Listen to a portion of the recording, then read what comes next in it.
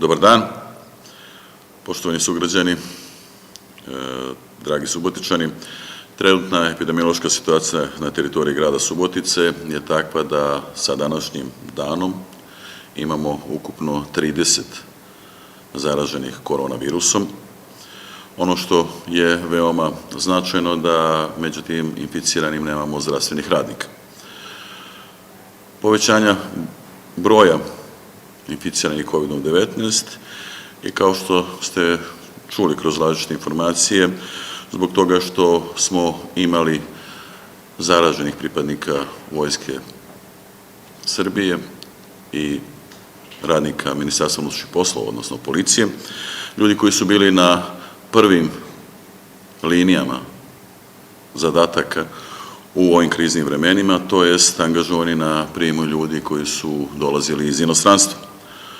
Ono što mogu da kažem i zbog čega svi treba da budemo zadovoljni, da su to blage kliničke slike i da su ti naši borci, ti naši junaci u stabilnom zdravstvenom stanju.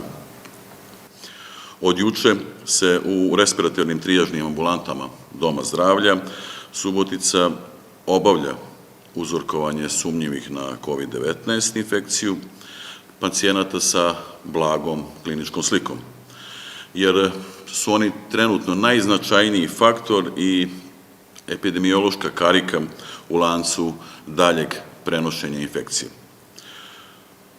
Povećanje broja slučajeva nije neočekivano u odnosu na aktuelnu epidemiološku situaciju, obzirom da se nalazimo u 5.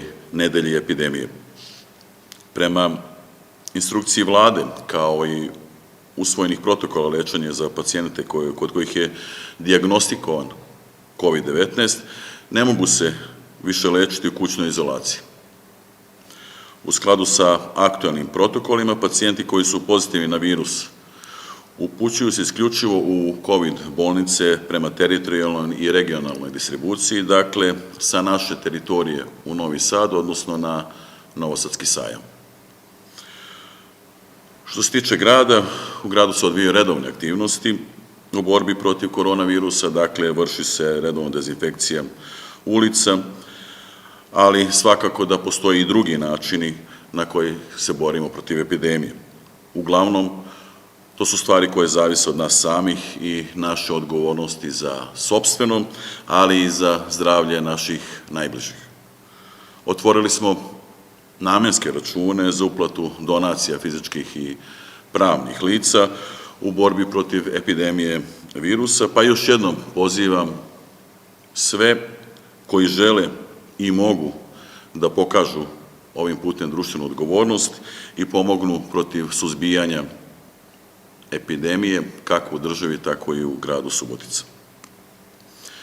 Na jučerašnjoj sednici gradskog veća, kao što ste imali priliku da se informišete, doneli smo odluku da se zakupci poslovnih prostora u svojini grada Subotice, kojima je naredbama štaba za vanredne situacije ili odlukama Vlade Republike Srbije zabranjeno obavljanje delatnosti, za vreme vanrednog stanja oslobađaju se plaćanja zakupnina za poslovne prostore, i to počev od 1. aprila pa do kraja vanrednog stanja.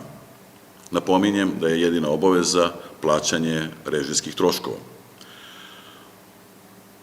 Oni zakupci poslovnih prostora koji nisu oslobođeni ovom odlukom, svoje obaveze po računima za zakup poslovnog prostora za period od 1. aprila do kraja meseca u kome se ukine vanredno stanje mogu izmiriti do 31. decembra tekuće godine i za taj period im se neće obračunavati zatezna kamata.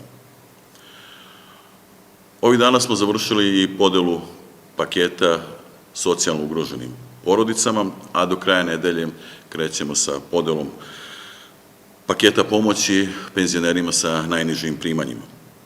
Grad Subotica i u uslovima aktuelnog vanrednog stanja obezbeđuje uslugu pomoći u kući korisnicima. U stalnoj smo komunikaciji sa ustanovama koje pružaju usluge socijalne zaštite i udruženjima građana, ali i sa građanima koji se javljaju kako bi pružili pomoć korisnicima u kontinuitetu koji nisu sposobni da se brinu o sebi. Dakle, kako bi se regulisalo kretanje u vreme policijskog časa. Pozivam sve građane starije od 65 godina koji nemaju nikog da izvrši za njih dostavu hrane i lekova i koji se preko našeg pozivnog centra obraćaju gradu za neophodnu pomoć u dostavi nabavki, da se na vreme jave kontakt centru zbog dostave tokom ovih prazničnih neradnih dana.